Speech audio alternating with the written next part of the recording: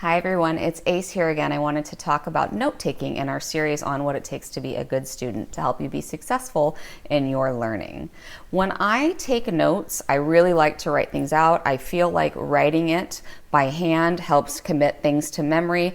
I do type faster than I write, so sometimes I will type notes up, but I find that actually writing the words rather than typing helps me to learn things better.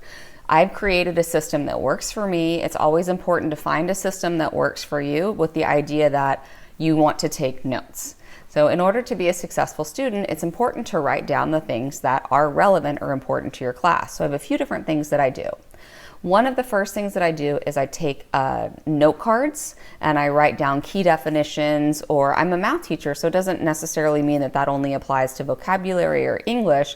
I write down key formulas or proofs or different things that I think are relevant, and I keep them with me at all times. I actually have a pocket in my purse where I keep my note cards throughout the semester, so that way if I have downtime, I can pick my note cards out and I can flip through them and quiz myself.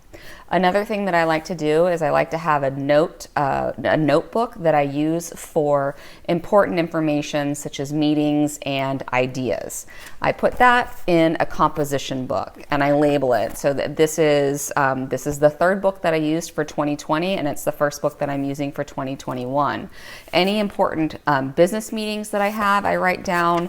Any to-do lists of things that I want to do, I write down, and I use it as my basically my brain. So anything that I have up here that I want to put down, I put into this book.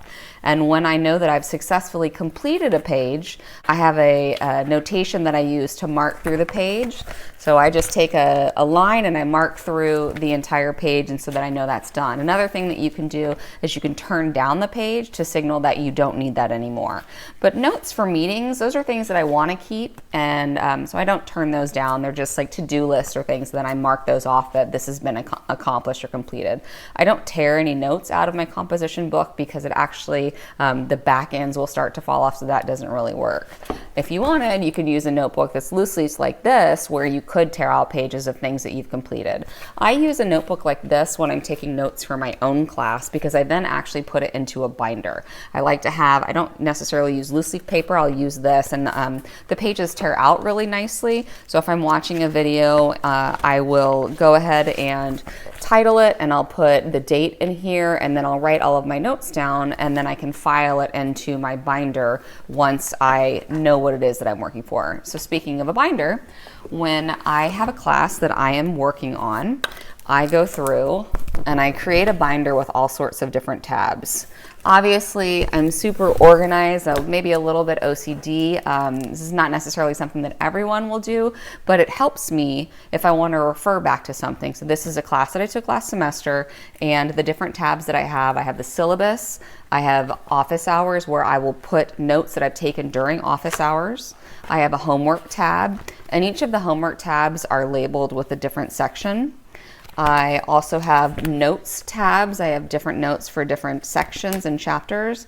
And then I have an exams tab, and then I have a revisions tab, because in this class there were revisions that we were working on in our proofs. Now your tabs can be specific to whatever class you're dealing with. So if you're doing a science class and you have a lab, you have a labs tab. In my own classes that I'm teaching, I have a worksheet tab, I have a quiz tab, I have an attendance tab.